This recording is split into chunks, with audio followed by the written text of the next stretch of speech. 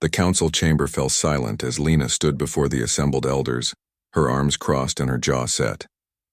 Behind her, 6 young Cravathi cubs shuffled nervously, their fur still soft with youth, their claws barely hardened. "Absolutely not," growled Elder Thrace, his scaled face contorted with disdain.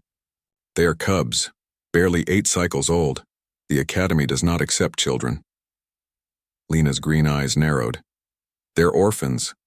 The raid took everything from them. You're telling me the galaxy's premier military institution won't give them a chance?" "Are telling you," another elder interjected, her voice cold, "that they lack the physical maturity, the mental discipline, and the emotional stability required. Humans may coddle their young, but we Cravathi know better. Return in 5 cycles when they've grown." 5 cycles? Lena stepped forward, her voice rising.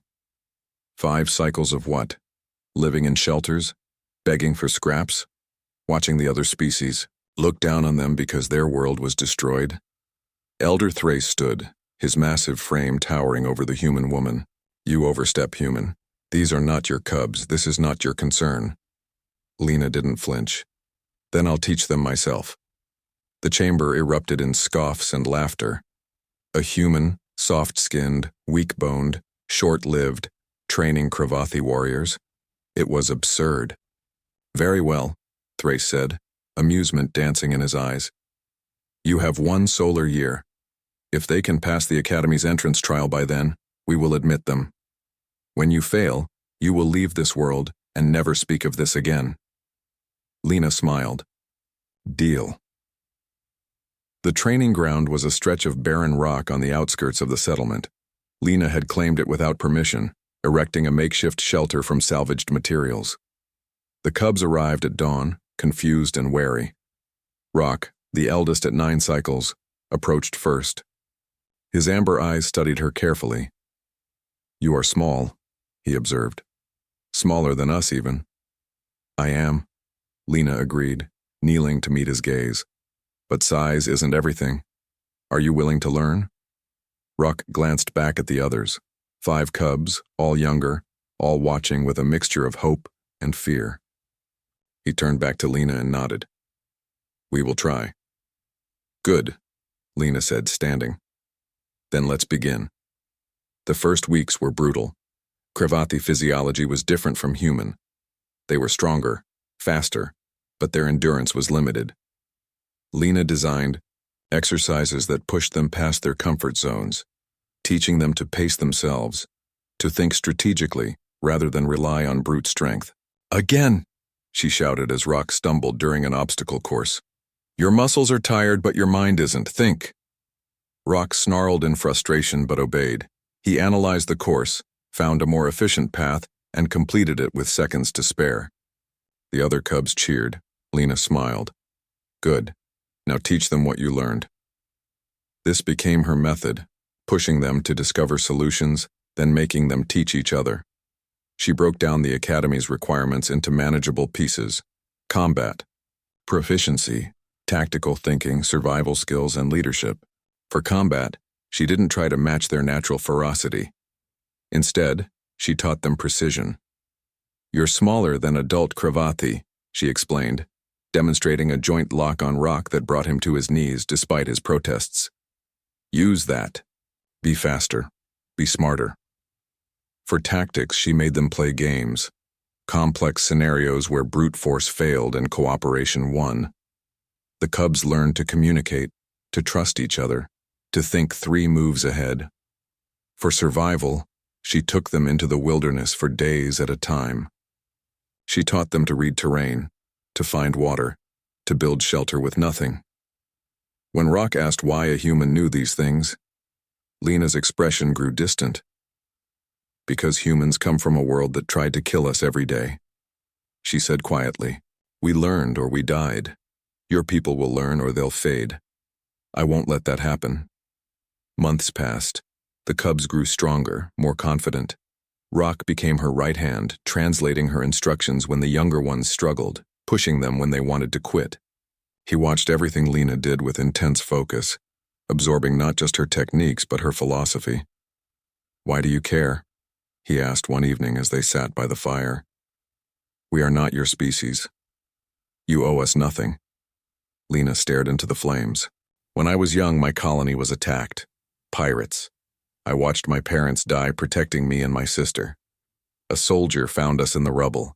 A Zentari warrior, not even human. He didn't have to stop.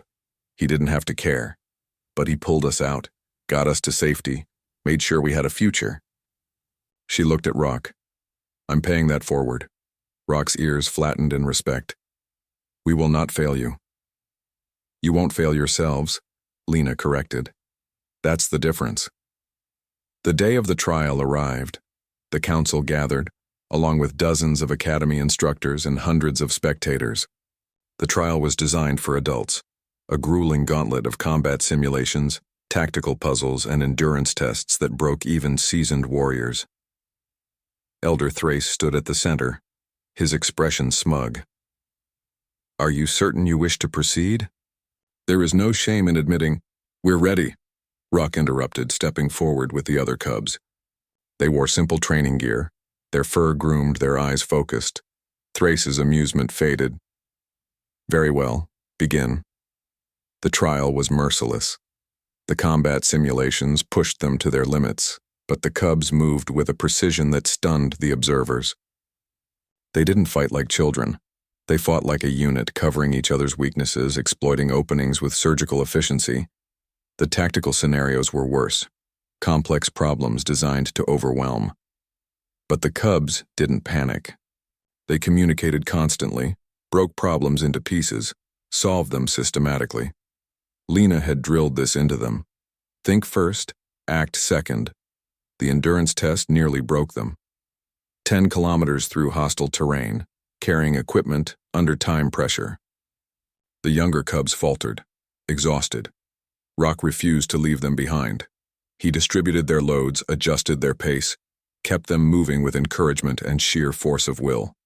They crossed the finish line with minutes to spare, collapsing in a heap, gasping but triumphant. The council chamber was silent. Elder Thrace stared at the scores, disbelief written across his face. This is impossible. Lena stepped forward, her voice calm. No, it's human stubbornness and Cravathi potential.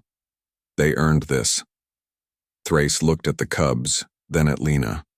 Slowly, grudgingly, he nodded. They have passed.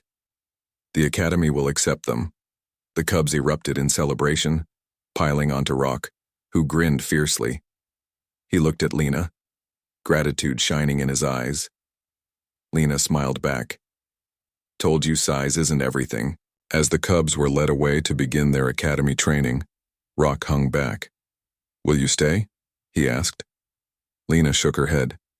This was your victory, not mine. But I'll be watching. Make me proud. Rock straightened, saluting in the Cravathi manner. Always, teacher. Lena watched him go, then turned to leave the chamber. Elder Thrace's voice stopped her. Human, you have our respect. That is not given lightly. Lena glanced back. Keep it. Just take care of them. She walked out into the sunlight, alone, but satisfied. Somewhere in the galaxy, 6 cubs who'd been written off as too young were beginning their journey to become warriors, and they'd learned the most important lesson. Never underestimate a human who says, I'll teach them.